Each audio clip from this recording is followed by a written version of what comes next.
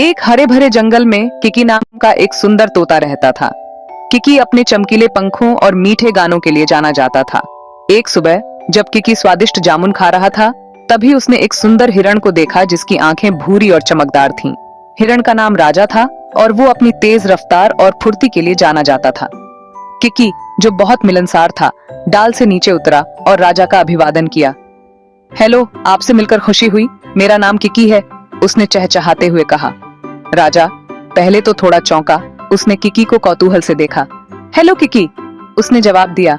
मैं राजा हूँ, आपसे मिलकर भी मुझे खुशी हुई। और इस तरह किकी तोते और राजा हिरण की अनोखी दोस्ती शुरू हुई। वे जंगल में खेलते, कहानियां साझा करते और एक दूसरे का ख्याल रखते हुए दिन बिताते थे। उन्हें क्या पता था कि उनकी दोस्ती का इम्तिहान जल्द ही होने वाला है। एक दिन जब राजा पास की एक नदी पर अपनी प्यास बुझा रहा था, तभी उसने कुछ असामान्य देखा। झाड़ियों के बीच एक अजीब सी चीज छिपी हुई थी। उत्सुकतावश वह सावधानी से उसके पास गया। इससे पहले कि वो कुछ समझ पाता, उसे अपने पैर में तेज दर्द हुआ। वो एक शिकारी के फंदे में फंस गया था। राजा ने खुद को छुड़ाने की बहुत कोशिश की, लेकिन फंदा उसे कस के जकड़े हुए था। जब उसे एहसास हुआ कि वो कितने बड़े खतरे में है, तो वो घबरा गया। उसने मदद के लिए पुकारा। उसकी आवाज डर से भरी हुई थी। किकी, किकी, मेरी मदद करो। ऊपर किकी गरम सन का आनंद ले रहा था। उसके पंख चमक रहे थे। अचानक उसने राजा की फेरी हुई चीखें सुनी। उसका दिल धक से रह गया। वो जानता था कि कुछ बहुत गड़बड़ है।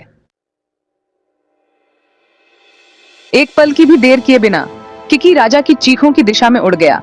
जैसे ही वो नदी के पास पहुंचा, उसने देखा कि राजा फंदे में ट्रैपडा हुआ है और छूटने की कोशिश कर रहा है। किकी का दिल दहल गया। वो जानता था कि उसे सूनी से कुछ करना होगा और अपने दोस्त की मदद करनी होगी। राजा रुको, मैं यहाँ हूँ, किकी चिल्लाया। राजा के ऊपर एक डाल पर उतरते हुए उसने स्थिति का जायजा लिया। उसकी तेज नजरें इलाके को देख रही थीं। उसे फंदे को खोलने के लिए कुछ ढूंढना था। समय कम होता जा रहा था। शिकारी जल्द ही वापस आ जाएगा। किकी जानता था कि उसे सूनी से काम करना होगा। किकी पास के विलेज की ओर उड़ गया। उसका छोटा सा दिल डर और दृढ़ रिजॉल्व से धड़क रहा था। उसने देखा था कि विलेज वाले टूल्सों का इस्तेमाल करते हैं और उसे उम्मीद थी कि उसे कोई ऐसा मिल जाएगा जो मदद कर सके।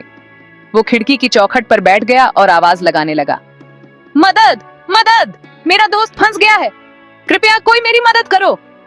उसकी चीखें विजय नाम के एक छोटे लड़के के कान में पड़ी, जो आंगन में खेल रहा था। विजय ने पहले कभी किसी तोते को इतना बेताब नहीं देखा था।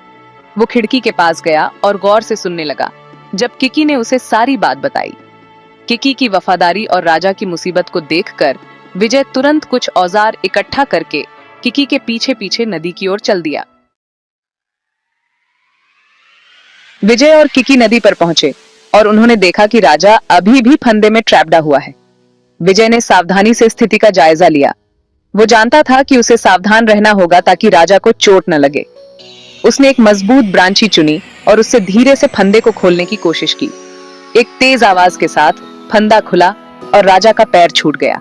राजा राहत और कृतज्ञता से भरा हुआ वापस लौटा। उसने बहुत ज्यादा आभार के साथ किकी और विजय की तरफ देखा। धन्यवाद किकी, धन्यवाद विजय, तुमने मेरी जान बचाई, उसने कहा। राजा को आजाद देखकर किकी और विजय बहुत खुश हुए। उन्होंने एक साथ खतरे का सामना किया था और उनका बंधन और भी मजबूत हो गया था। भाग 6, दोस्ती का बॉन्ड।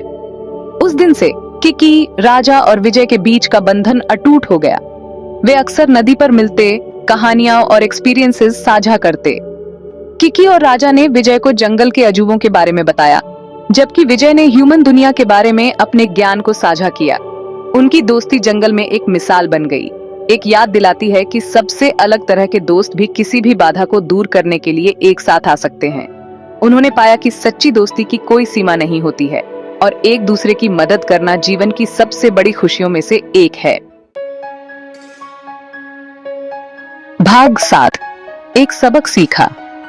विजय ने महसूस किया कि जानवरों में भी इंसानों की तरह भावनाएं होती हैं और वे मजबूत बंधन बनाते हैं। उन्होंने सभी प्राणियों का सम्मान करने और उन्हें न्यू टाइटलियान से बचाने के महत्व को सीखा। उन्होंने उनकी आवाज बनने और उनकी भलाई के लिए आवाज उठाने की टाइटलिम खाई। उन्होंने किकी और राजा की कहानी हर उस व्यक्ति से साझा की जिससे वह मिला, दोस्ती, साहस और करुणा का संदेश फैलाया। उन्होंने दूसरों को प्राकृतिक दुनिया की ब्यूटीफुलता की सराहना करने और सभी जीवित प्राणियों के साथ दया का व्यवहार करने के लिए प्रेरित करने की आशा की। किकी और राजा की कहानी एक शक्तिशाली अनुस्मारक बन गई कि दया का सबसे छोटा कार्य भी गहरा इम्पैक्ट डाल सकता है। भाग 8 फ्री का गिफ्ट। एक दिन शिकारियों का एक समूह जंगल में दाखिल हुआ। उनकी निगाहें जानवरों को पकड़ने पर टिकी हुई थीं। किकी ने अपनी तेज नजरों से उन्हें दूर से ही देख लिया। उसने तुरंत राजा और विजय को सचेत किया। जिस खतरे में वे थे उसे जानकर उन्होंने शिकारियों को मात देने के लिए मिलकर काम करने का फैसला किया। विजय शिकारियों को जंगल से दूर ले गया, जबकि किकी और राजा ने अन्य जानवरों को सुरक्षित स्थान पर पहुंचाया। उन्होंने शिकारियों को विचलित करने और भ्रमित करने के लिए अपनी अनूठी क्षमताओं का उपयोग किया, जिससे वे भटक गए। उनके संयुक्त प्रयासों की बदौलत जानवर सुरक्षित थे और शिकारी खाली हाथ जंगल छोड़कर चले गए। भाग 9 दोस्ती की कोई सीमा नहीं होती। किकी तोते और राजा हिरण की कहानी दोस्ती की असाधारण शक्ति के बारे में एक दिल को छू लेने वाली कहानी है। यह हमें सिखाती है कि सच्चे दोस्त एक दूसरे के लिए होते हैं, चाहे कोई भी बाधा क्यों ना हो। उनकी कहानी हमें उन मतभेदों का जश्न मनाने के लिए प्रेरित करती है जो हम में से प्रत्येक को अद्वितीय बनाते हैं, और उन बॉन्डों को अपनाने के लिए प्रेरित करते हैं जो हम दूसरों के साथ साझा करते हैं। याद रखें, दया और करुणा आशा की लहरें पैदा कर सकती है और एक समय में एक दोस्ती से दुनिया को बदल सकती है। जब तक हमारे पास एक दूसरे हैं, ऐसी कोई चुनौती नहीं है जिसका हम सामना न कर सकें। किकी और राजा की कहानी आपको अपने दोस्तों को संजोने, जब भी आप कर सकें, मदद करने और एकता और प्रेम की शक्ति को कभी कम आंकने की